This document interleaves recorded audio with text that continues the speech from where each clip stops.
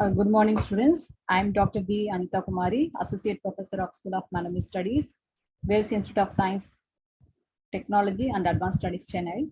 So, in today's class, we are going to discuss about a quasi-contract and performance of contract. These two contract is very much important under the Contract Act, Indian Contract Act 1872. In this session, we are going to see quasi-contract, the meaning of quasi-contract and performance of contract, various types of quasi-contract, legal rules related to the performance of contract, contract which need not to be performed, by whom the contract to be performed, along with some case studies and examples. Let's start the class.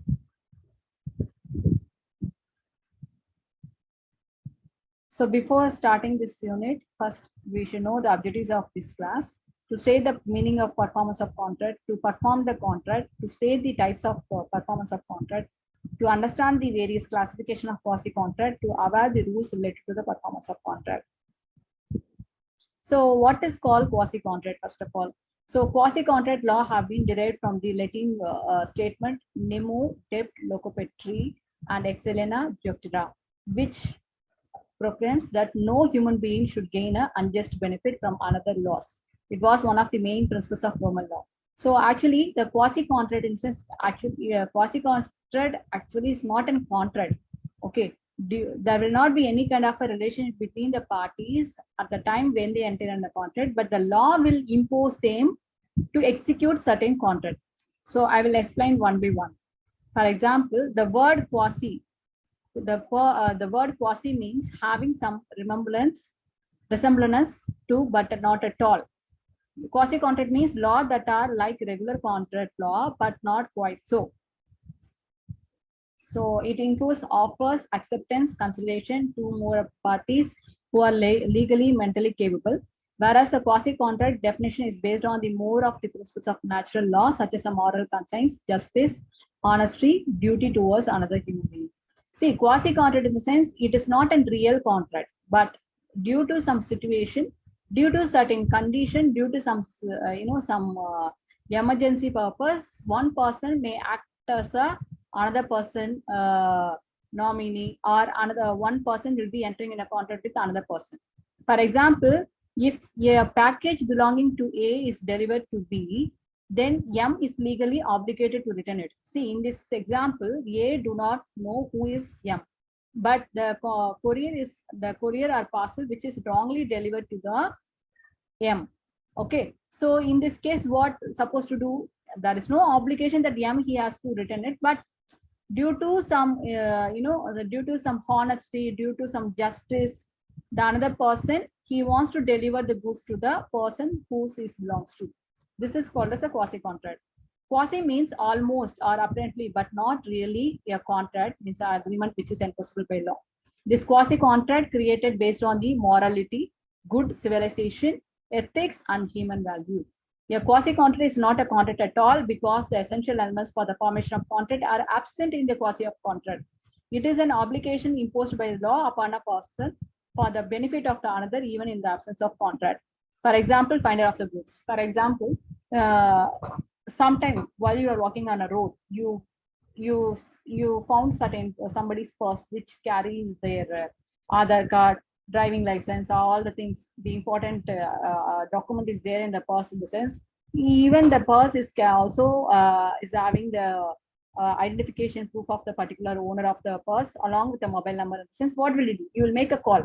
You will make a call. So here the law is not forcing you to enter in a contract, but due to your honesty and justice, your morality, you are entering in a contract with some person. You are making a call and informing that, sir, your purse is somewhere. Same way, if you find anybody's mobile, okay, suddenly the owner of the mobile is making you call from somebody's mobile. In the sense, what will you do? There are certain person who will take a mobile, but in some situation, what will you do? If you are a honest person, you will attend the call and you will be informing him that, sir, your mobile is here. I found here. It's with me only. You can come and collect it. So yeah, actually, there is no contract between you and the particular owner of the goods, but the law imposes you. Due to some situation, you are entering in a contract with someone else. Silent features of a quasi-contractual rights. Quasi-contract is not a real contract. We have to make sure that The quasi contract is always carries based on the justice. Okay, it is not based on upon the offer and acceptance. It does not arises from any formal agreement. Doctrine of quasi contract. The quantum merit means the actual value of service performed. Okay, so already we have seen this topic, what is called quantum merit under the quasi contract. So under the quasi contract, there are some types are there. So totally there are 5 types of quasi contract is there. Supply of necessity of life to incompetent person, section 68. Reimbursement of amount paid by an interested person, section 69.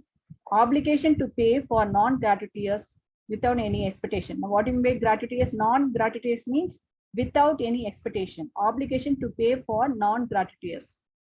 Act, section 70. Responsibility of finder of the goods, section 71. So first one,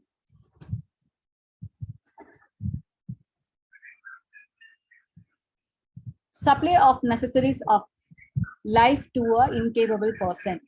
See, as per the terms, we know that as per the Indian Contract Act 1872, under the essential elements of contract, as we know already that the person who is competent to enter in a contract, who are the person is competent to enter in a contract, already we have seen in the Indian Contract Act 1872. So also we have seen the who are the person who could not able to enter in a contract, like lunatic, drunken person, or unsound mind person, or insolvent person. So sometime you would be in a position to supply some necessities to the incapable person. So even though, so here the law is not forcing you to enter in a contract, but due to the necessaries, you are entering in a contract with other person. For example, A supplies B a lunatic which necessary suitable to his condition of a life. So if you want to help somebody else, even though he is a minor or lunatic or whoever may be as per the contract act, okay, who is not eligible to enter in a contract. In case if you are entering in a contract, if the reason is valid, if the reason it is necessary to support their life in the sense that is accepted, that is called quasi contract. Okay, that is called supply of necessaries of a life to be incapable person. So here I have mentioned some diagram like food, water, shelter. These are the basic needs. Okay, if you are providing this kind of a basic needs to the some person who are lunatic, minor, who or somebody else, then it is valid. If a person incapable of entering into contract, or anyone whom he is legally bound to support is supplied by another person with the necessaries suited to his condition of life, the person who has furnished the supplies entitled to be reimbursed from the property of such incapable person. Okay, for example, I am supporting one minor. He doesn't have a parent. Okay, due to some unexpected thing, he lost his parents. But he is a wealthy person. In the situation, I'm helping him by way of providing all the necessary things like food, water, shelter, everything I have provided. So for this, I can get a claim from his property. Okay, that is called supply of necessaries of life to an incapable person.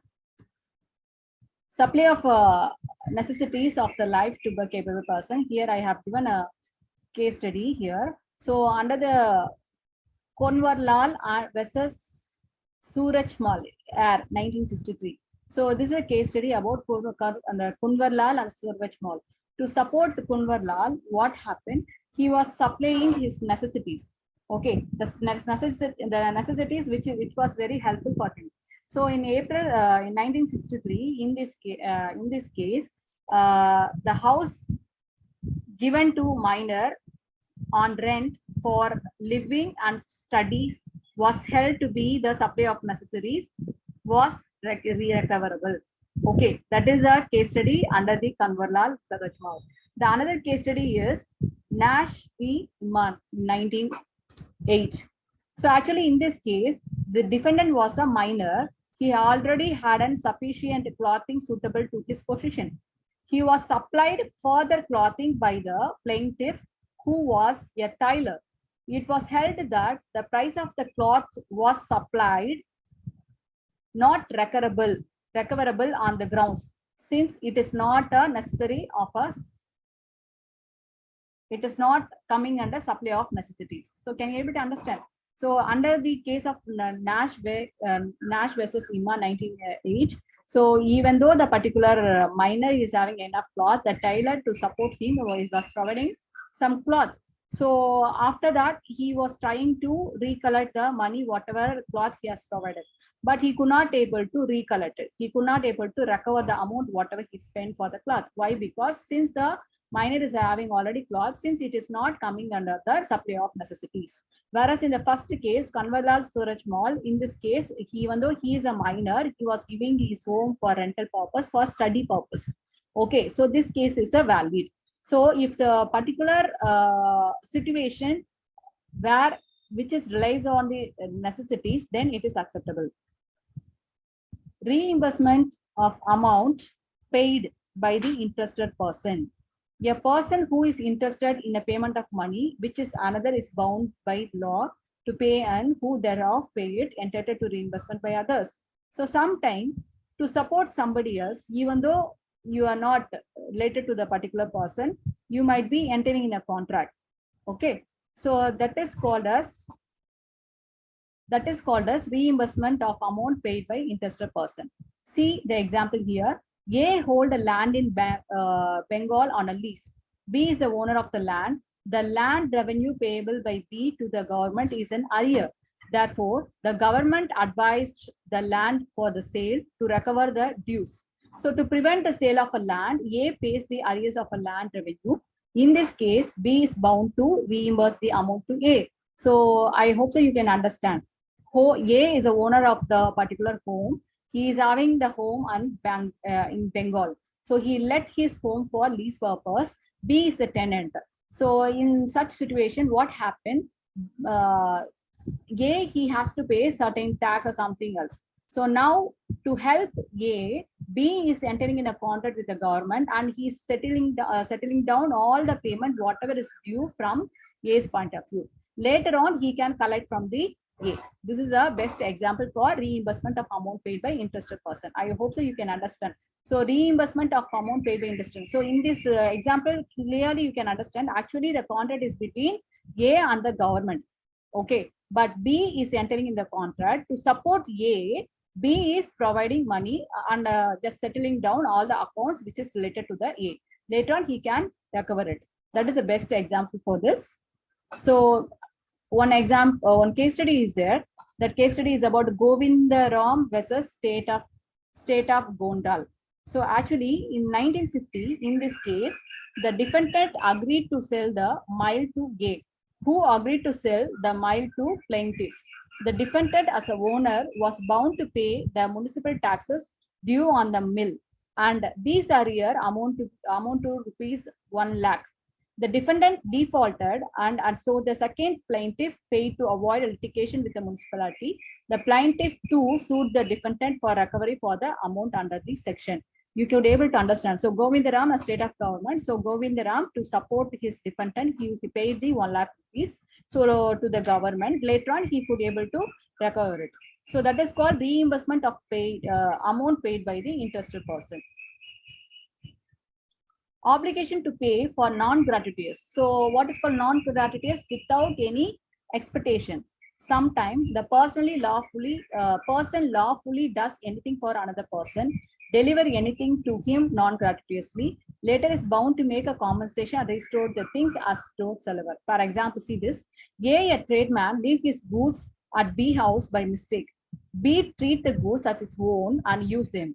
B is bound to pay for the goods. So see here, sometime you may enter in a contract with another person to safeguard him.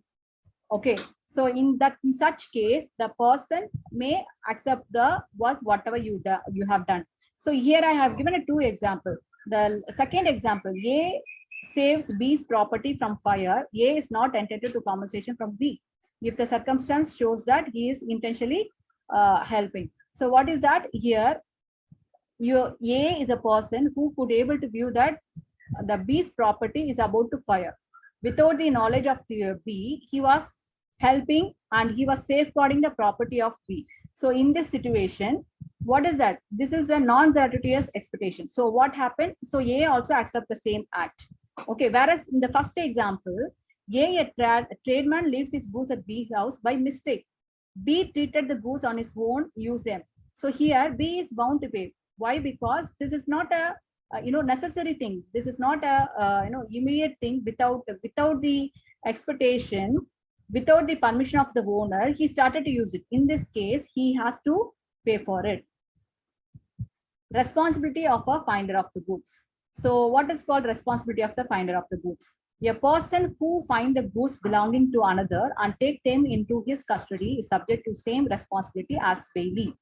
For example, I'm walking on the road, suddenly I saw some purse. If I take that purse, then I'm calling as a bailey. That means it means that I need to return back the particular purse to the owner of the goods if I comes to know the address and all the identical proof, if I could be able to trace the owner of the particular purse. So he must take the reasonable care of the goods and keep them in a sound condition and trying to find out his owner. So example, A finds the purse and he can return the owner of the goods if he finds the owner. Okay, so there are certain conditions applied.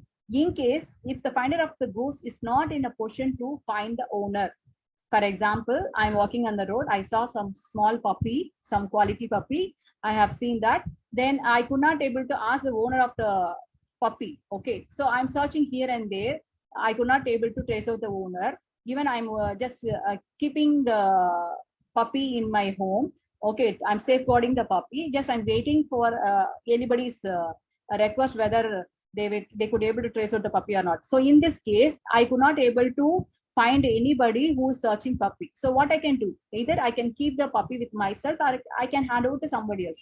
So see, with the responsibility of the finder of the goods falls under certain condition. When you could not able to trace out the finder of the goods, you can have the goods with yourself. Okay, as well as see here also X can also claim the charges if he has spent on maintenance of the goods.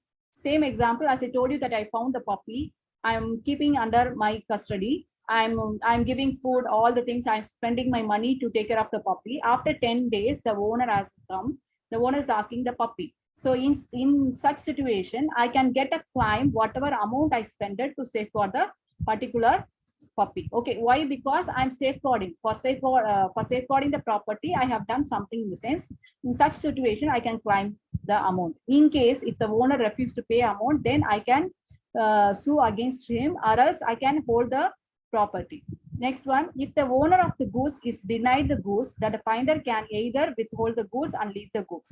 So what do you mean by this? If the owner, for example, if the owner after some period, if he come and approach you, and if he's saying that this is my property or my product, in the sense, if you are ready to give but he is not ready to accept, in such situation what you can do, either you can hand over the goods to him or you can leave as it is. Next, if Y require the compensation for holding of goods from X, sometimes the owner of the goods may expect compensation from your side, that means the person who found the goods. Okay, in such situation there is no responsibility of the finder to provide a money to the particular owner of the goods. There are certain situations where you no need to return back the goods to the finder. So some situations are when the goods are commodity, perishable in nature. Already told you what is called perishable in nature. Perishable means what? Which is not having a long life. That means you can take a flower, vegetable, fruits. These and all is a perishable in nature. So if you find any fruit, you just imagine that you are traveling on the train. You saw you are sitting in the one kind of you could able to found one basket of fruits there, nobody is there, then at last you are searching who's the owner of the goods.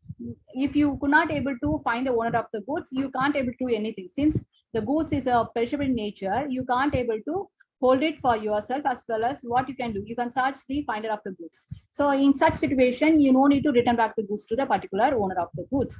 Then owner cannot be found. As I told you, in case you are trying to track the owner to return back the goods, but you could not able to track the owner, in the sense, what you can do, you no need to return back the goods, you can keep it with yourself. Then owner refused to pay the compensation. As I told you that whenever you found any kind of a goods, if you have paid anything or if you have spent some money to safeguard it, after asking the amount, after you are informing all the details to the owner, then also the owner is not ready to pay the compensation, then you no need to give a product to him. You can withhold yourself. Compensation amount the 2/3 for the value of the compensation. That's what I told you. Whenever you buy, get found any kind of a product, if you are spending any money for that, you can get a claim for it. This is called responsibility of a finder of the goods. For example, F pick up a diamond on the floor on K's shop. Sorry, K's shop.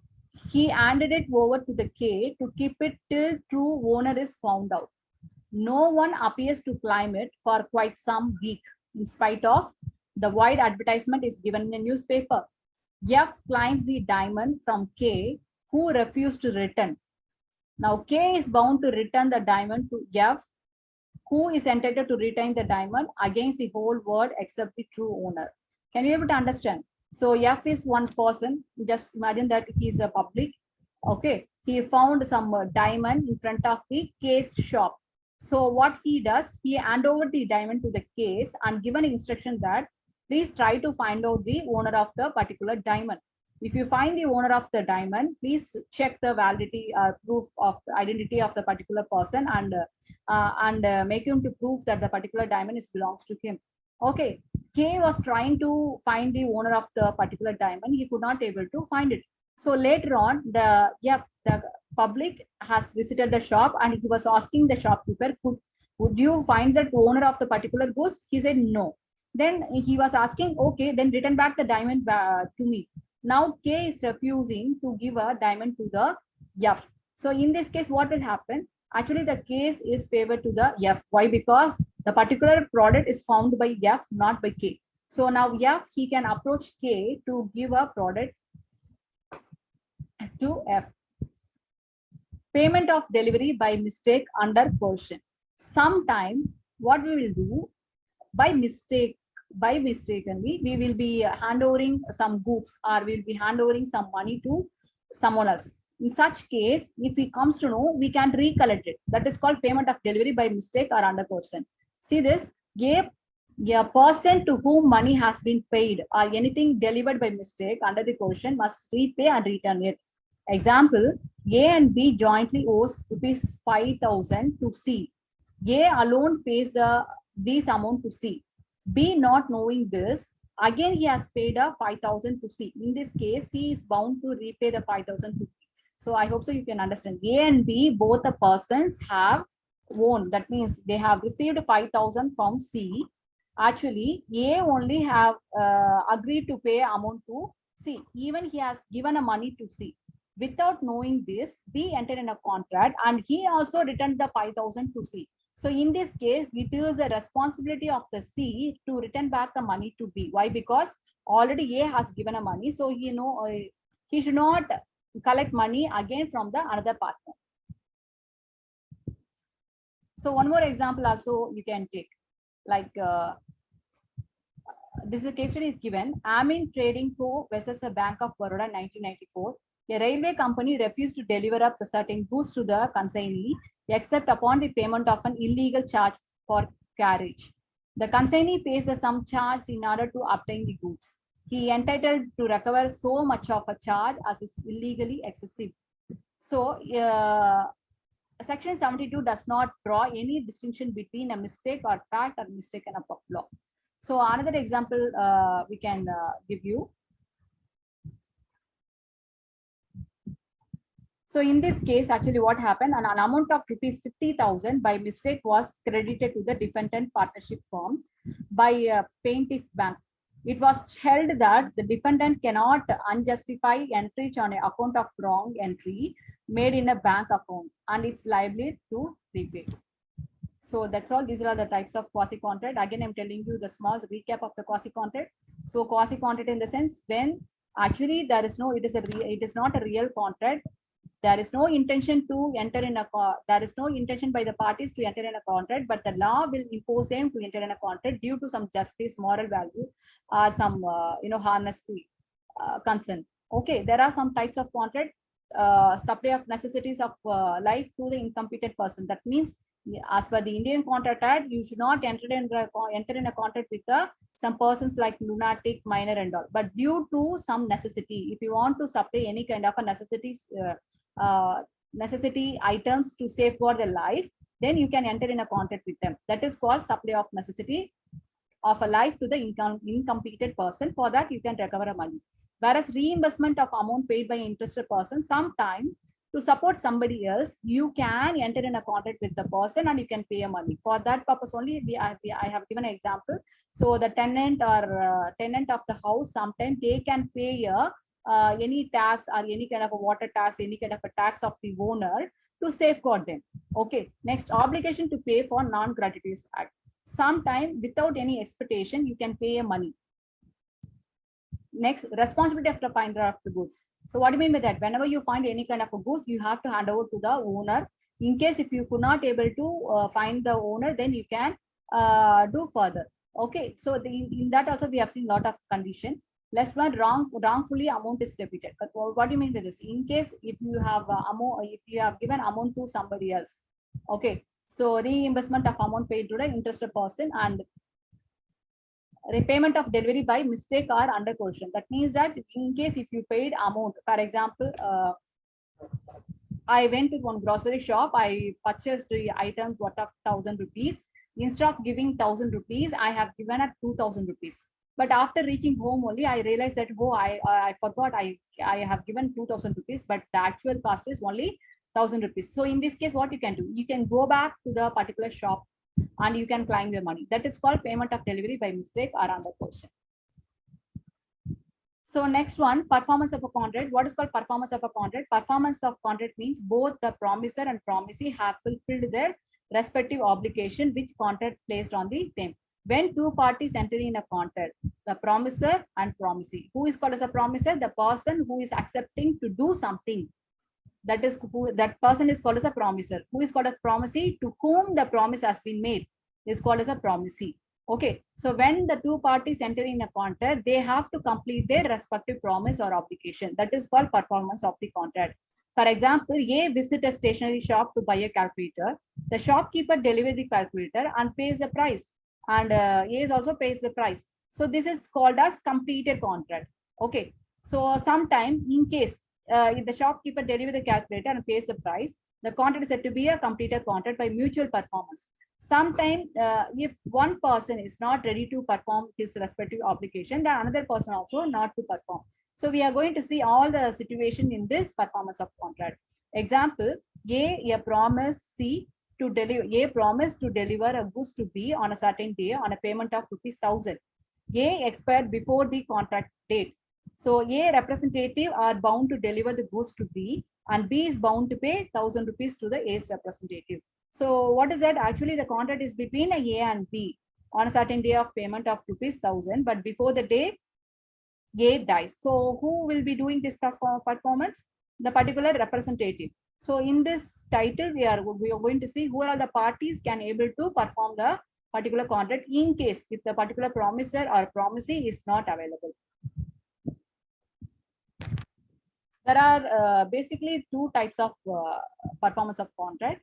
So actual performance and attempted performance. So what is called actual performance? When a promiser to a contract has fulfilled his obligation in accordance with the terms of contract, the promisee is said to be have an actually performed. For example, if two parties enter in a contract, one party is completing his respective promise, the another party also completing the respective promise, that is called as the actual performance. For example, see here, A agreed to deliver 10 bags of cement at B's factory and B promised to pay price on delivery. A delivered the cement on a due date, B also make the payment. So in this example, you could able to view that both the person have completed their respective promise. That is called as a actual performance. Then what is called attempted performance? Attempted performance in the sense either two parties in a contract might yet to perform the contract or any one party might have completed the contract, then another party yet to perform. For example, I'm having a car. Okay, I want to resell it. So I'm asking one of my friend, would you buy my car for 2 lakh rupees? He agreed. Okay, so in this case, what I did, I hand over the car. I hand over the promiser, I hand over the car. But my friend, she asked some time. She said, I will give you 2 lakh after a 1 week. So in this case, from one person, from one party, the promise is completed. Whereas another party, it yet to complete. This is one example for attempted performance. Whereas the second example, in the same example, I agreed to give a car, she agreed to give a money, but the performance is yet to be performed. For example, even I did not hand over the car, even she did not give her money. Do you understand? So in this two, there are two types of attempted performance can be made under the performance of contract. For example, see, A contract to deliver to B 100 tons of basmati rice at his warehouse on December 6, 2015. A takes the goods to B's place on the due date during the business hour, but B, without assigning any good reason, refused to take the delivery. So in this example, as per the contract, what happened? A takes the goods and delivered the goods at the B's place, but B only is refusing to accept it. So this is called attempted. Attempted is either one party might have completed his particular performance, or both the party yet to complete their particular performance. See, under the Indian Contract Act 1872, there are certain types of contract is there: executed contract and executory contract. So what is called executed contract? When both the party have completed their respective promise, that is called as an executed contract. Whereas what is called executory contract? When both the party yet to perform, or any one party yet to perform, that is called as an executory contract. So it is also somewhat coming under attempted performance. So here in this example, A has performed what he was required to perform under the contract act in the case of attempted performance, but A is not responsible for non-performance of B. So what he can do? He can claim damages from the B for non-acceptance.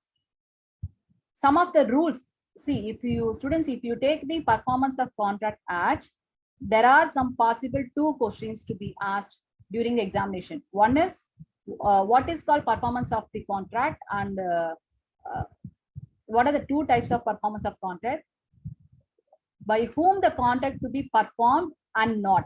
These are the basic questions. Apart from that, if you take section B or some section C question, they mostly the questions will raise like rules related to the performance of contract. So now we are going to see the rules whatever related to the performance of contract. When no application is to be made by the promisee and no time is specified. For example, when two parties entering in a contract, both the party has to clearly mention, they have to clearly mention at what time they have to perform the contract, or in which place they have to perform the contract. For example, I am visiting Sarvana store. Okay, I have ordered some home appliance. I could not able to carry the goods along with me. Okay, so I have asked the particular shopkeeper that will you do the home delivery? He accepted. Okay, so in this situation, what are the things I have to do from my point of view as a customer? I need to say at what time he has to deliver, where he has to deliver, when he has to deliver. The three basic information I need to give. Okay, that is very much important from customer point of view. So same way, the seller, the promiser also, they have to ask the particular customer the details of the performance of a contract. So in this example, see here, Shikshi take a loan of rupees 10,000 from Shivani and says that she will return it to her when she receive her next salary.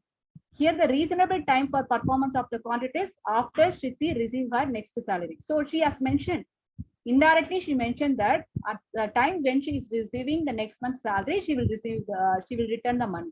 So that is called as performance of a contract. When no application is to be made by the promisee, no time is specified. Again, I'm telling you, there are two parties in contract, promiser and promisee. Who is called as a promiser? The one who agreed to do something is called as a promiser. Then who is a promisee? Agreed to whom? Mean for what purpose? To whom this particular act is going to be done is called as a promisee. The person who is accepted is called as a promisee. When time and place of a performance is specified, but no application is to be made by the promisee. So see the first one, when no application is to be made by the promisee and no time is specified. Indirectly, the promisee is telling at what time she will return the money in the example. Whereas here, when time and place of the performance is specified, but no application is to be made by the promisee. For example, Ankita promised to deliver goods to Ira on an advance payment of rupees 10,000. Ira made the payment and asked the Ankita to deliver the goods on 13th of the same month at her office at Tishri. Since the time is not specified, she should deliver it between 10 a.m. to 5 p.m. Assuming those are the regular code timing. If Ankita attempt to delivery after the business hour, then Era has the right to not accept the goods and ask Ankita to deliver again during the business hours. So you could able to understand what I'm trying to say. So in this case, the particular promisee has mentioned the date of performance. That means in the particular date, you can deliver the goods, but he has not mentioned the timing of the performance. So in this case, what the seller has to do, the seller or the promiser, what he has to do, he has to deliver the goods during the business hours. In case if you are not going to deliver the goods in the business hour, the particular promisee, they have a full right to return the goods. Okay, that is called when the time and place of a performance is specified, but no applications to be made by the promisee. When performance is to be made on the proper place and time, but application is to be made by the promiser, the promisee of the performance. Manu agreed to supply Nishant 50 cartons of alcohol on 3rd November at his office. As per the term of the contract, Nishant would have to request Manu for the performance. Thus, on the due date, within a usual business hour, Nishant should request a Manu regarding the time and place for the supply of goods. So in this case, what happened? The Manu agreed to supply Nishant. So Manu is the promiser. He agreed to supply 50 cartons of alcohol to the Nishant on 3rd November. But as per the contract act, Nishant, he is asking the particular person and he is requesting him to deliver the goods. So this is called when the term of the contract say that the performance of a contract has to be made on a particular day, but the promiser will only to do when the promisee make an application to the promises not specified on the day. It means that when the promisee made some application, that means when the promisee requests, that time only the promiser will be distributing the product. Where no place is fixed and no application has to be made to the promiser by promisee. When the term of the contract does not specify the place where the goods have to be delivered and no request has to be made by the promisee for the performance of a contract, in such situation, it is a duty of the promiser to request the promisee of a place, reasonable time, and where the goods has to be delivered. So in this situation, where the promisee, the person who has given an order, who has paid the money, has not specified where the goods has to be delivered and at what time he has to deliver. Now, in this situation, it is a seller's responsibility to make a call or to confirm with the promisee where the goods has to be delivered. For example, Sheila entered into a contract with for supplying 100 cartons of a gram flour to Anu on 5th September at a specific price. On the due date of a performance, Sheila must apply and request Anu to determine the place and time for delivering the goods. So do you understand? So see, this performance of contract has to be followed by both sides, both promiser and promisee. Sometimes promisees will communicate properly at what time and which place they have to deliver. All the conditions they will say, but sometimes they will not. So it is not like a void and it is not a punishable. Okay. So in case if the promisee, they are not communicating proper communication about the delivery of the goods, performance of the goods, it is a responsibility of the promiser to ask the promisee. That is very much important. When the performance has to be made in the time and manner specified in the promisee, sometimes the promisee clearly mention at what time he has to deliver, in which place he has to deliver, why is there any specific reason to be delivered. So in such a case, the promiser, he has to follow that. Okay. Example, Pranku's son's in the hospital. Okay, Pranku's son is in the hospital and needs money for his son's operation. Harshal owes money. Owes means given. Harshal owes money to Prankur and agreed to repay him it in any place or time desired by Prankur. In this case, Prankur has the liability to ask for the performance of the promise in any manner, at any place and any time. Do you understand? For example, a similar example I will give you. One of my friend, she's in emergency mode. She's asking money for some hospitalized reason.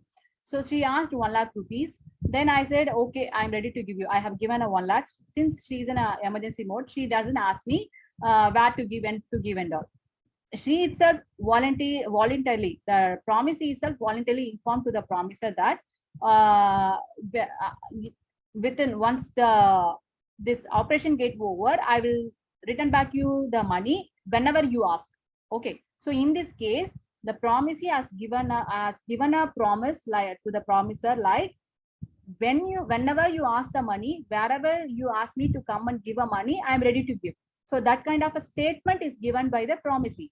In such situation, the promiser, myself, the person who has given a money, have a full right to request the promisee to return back the amount at my convenient time. The consequence of failure to perform the contract at a fixed time when the time is essential. Sometime, if the promisee has given a specific place, specific date where the performance to be done, if it is not followed by the promiser, what are the things will happen? If an act is done with a stipulated time, the contract become voidable at the opinion of promisee, provided the intention of the party was the time should be in the essence of contract.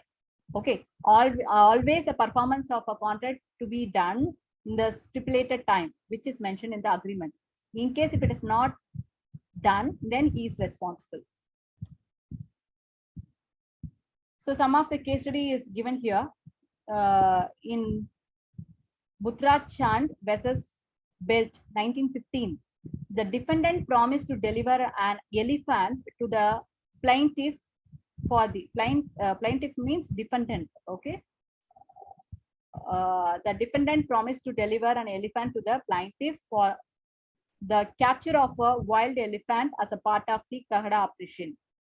The contract provided that the elephant would be delivered on the 1st October 1910, but the defendant obtained an extension of the time till 6th October and yet did not deliver the elephant till 11th. The plaintiff refused to accept the elephant, sued for the damages for the breach. It was held that the plaintiff was entitled to recover the damages since it was proved that the time was the essence of the contract, since the defendant had tried to obtain an extension of a time. So can you able to understand? For example, I can give you some example. Okay, there is a family function at my home. Okay, there is some marriage function at my home. I am giving order to the person who is having a elephant to bring an elephant for my my family marriage function. I told him clearly that the marriage function is going to be held on June 10th. Okay, so I have given advance also. I have given a clear instruction that you have to bring an elephant on 10th evening because the function is going to be held on 10th evening. But later on, what initially he agreed. Later on, after 2 days, he made a call and he's informing me. I could not able to come. I told him actually 10th evening is a function. Please bring an elephant on 5th itself. Okay. So initially he agreed. Then later on, he made a call and he was asking me, Madam, I'm having some other commitment. I could not bring the elephant on 5th. Can you give me one more day extra? Can I bring the elephant on 6th? I said, okay.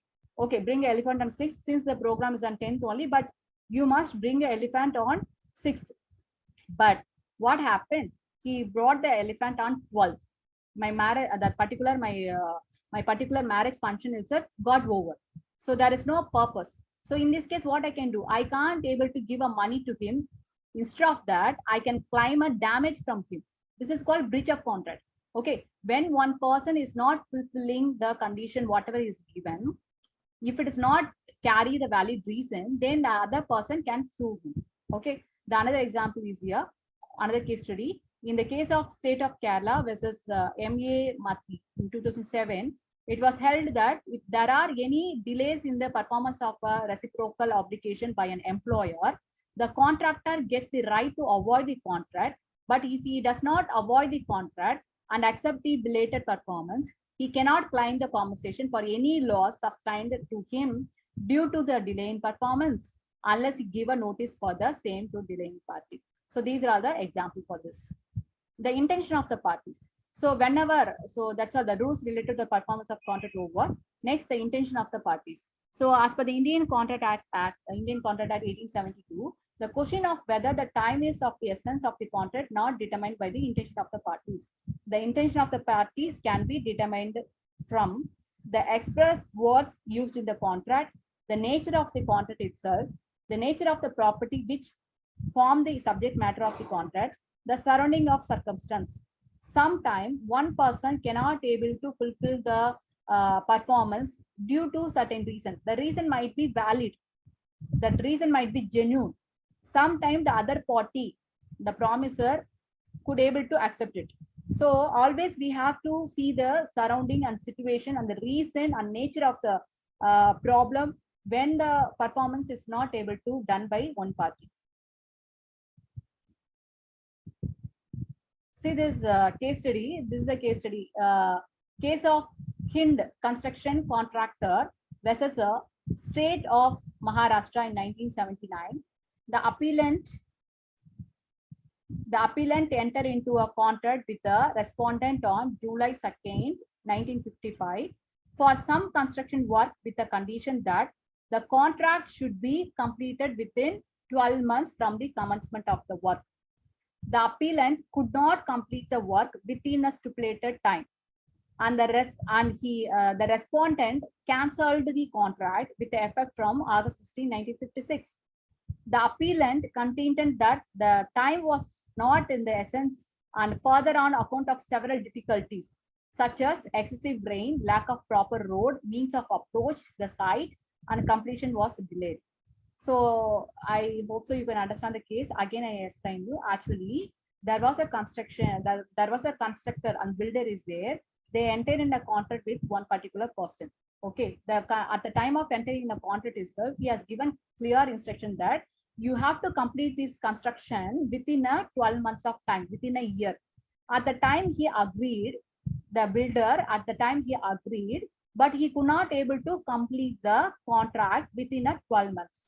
So the appellant, what happened? The person, he canceled the contract. He canceled the contract. He has not paid the money because the builder might have spent some money to do some construction till the last 12 months, right? So in this case, what happened? The builder and the appellant both were suiting, they are fighting a case against each other. So this case is handled by the Supreme Court.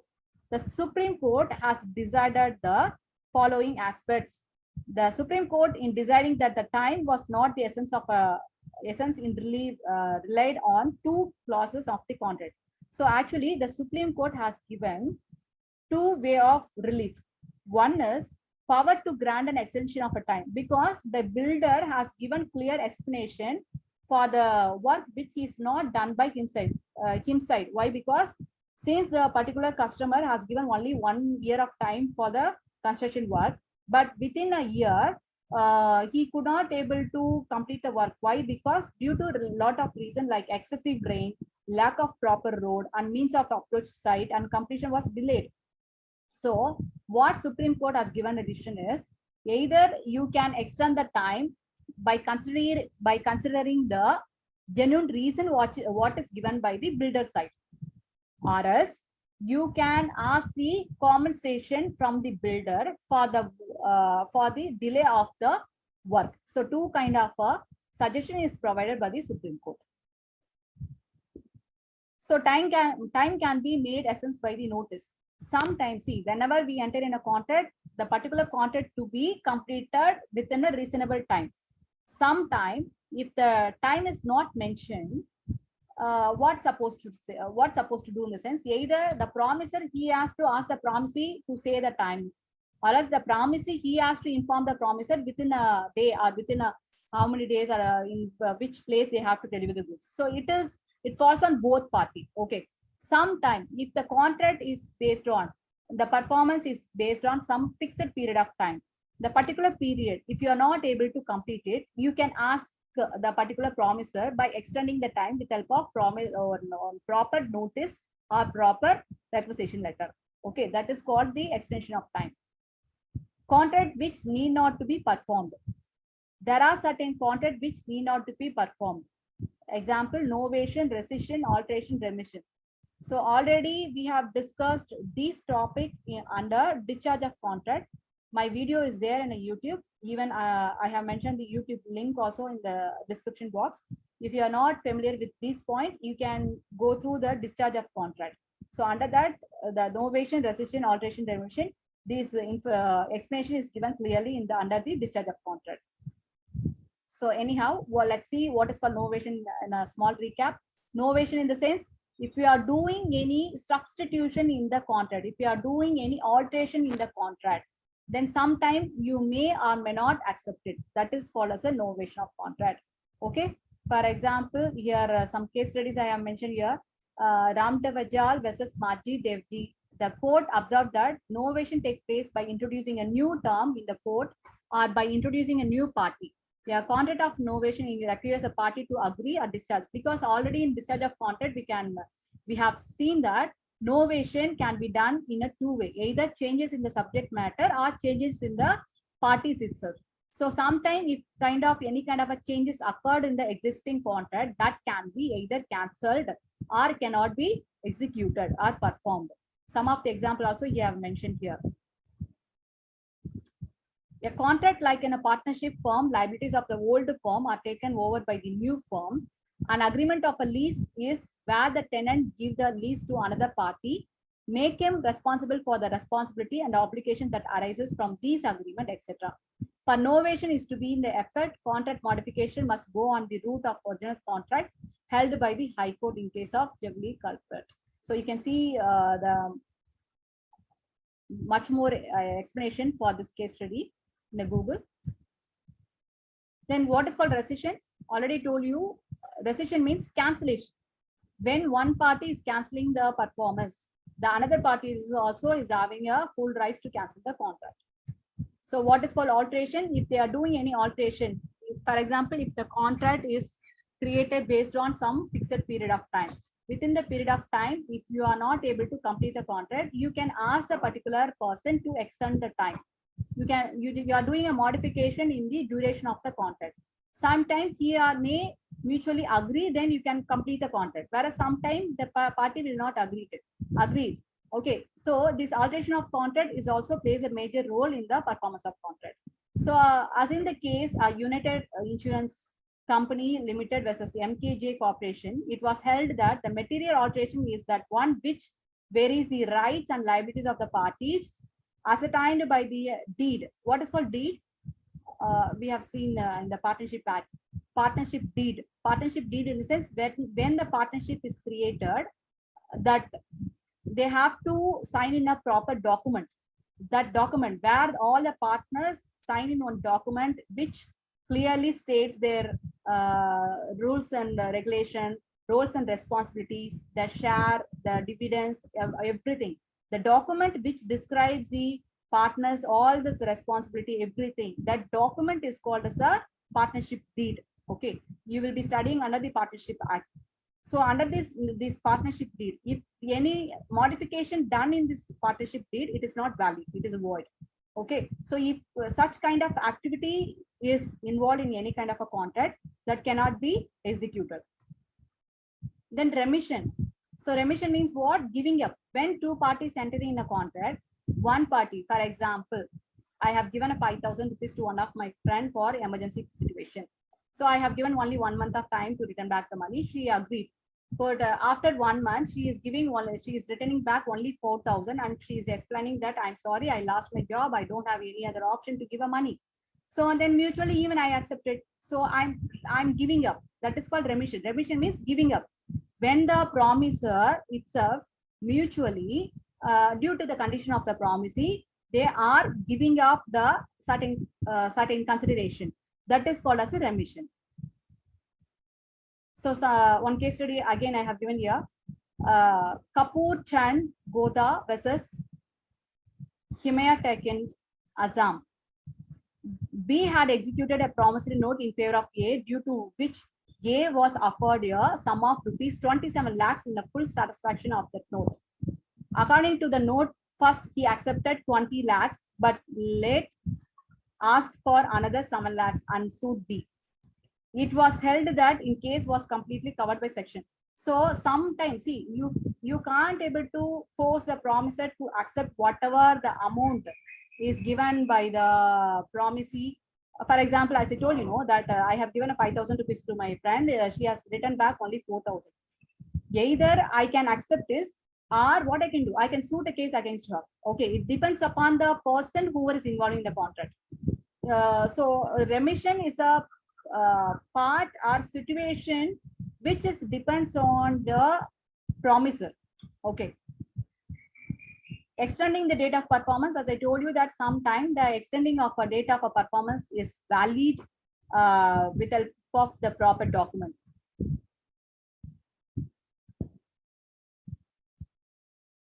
The last topic, contract which need not to be performed. There are certain contract which cannot be performed, need not to be performed. What are they? For example, when its performance become impossible. Even this topic also we have discussed in the discharge of contract. When the contract is not in a possible to, when the contract is in impossible in nature, which cannot be executed, then you can't able to perform the contract. For example, one magician entering in a contract and he's asking me, give me 1 lakh, I'll give you the life to the dead body. Is it possible? No, it's impossible in nature. Okay. Then again, another magician is approaching me, give me 1 crore rupees, I will change this sand into the diamond. Is it possible? No. These are all is called impossible in nature. When the contract is impossible in nature, then you no need to perform. Next, when the parties to it agree to substitute a new contract, that means already told you novation. If you are going to do any kind of alteration in the existing contract, then you no need to perform it, because as per the Indian Contract Act 1872, at the time of agreement, what kind of rules and regulation we are following, what kind of conditions we are mentioned in the document, that has to be only followed. If you are going to do any kind of a modification or changes, if it is not mutually accepted by both the parties, then you no need to execute it. When the contract is illegal, or when it is in design, or when the party is refused to accept the thing whatever is provided by another party. So these are the contract which no need to perform. By whom must contract to be performed? By a promissory itself, by the agent, by the legal representative, the third parties, and joint promisor. So mainly all the contract to be performed by the promisor only. If I'm entering in a contract with one so and so person, in the sense, I need to perform my contract. In case if I'm not in a position to complete it, or if I'm not in a position to execute the contract, I can ask one of my agent, legal agent, to perform it, or legal representative, or third party, or joint promisor to perform the particular contract. So already we have seen by whom must the contract to be performed. For example, A promised to pay B a sum of money. A may perform this promise either by personally by paying the money to B, or by causing it to be paid B by another person. This is also is accepted. So that's all the performance of contract over. So under the performance of contract, we have discussed what are the rules related to the performance of contract, by whom the contract to be performed, what are the contracts, what are the contracts need not to be performed, what are the conditions applied in terms of the intention of the parties and the extension of a time, performance and place, all the things we have discussed. So thank you. If you like this class, do subscribe. So if you have any doubt, you can see the video fully, and then the previous classes video link also mentioned in the description box. You can view it. Definitely it will help you. Thank you.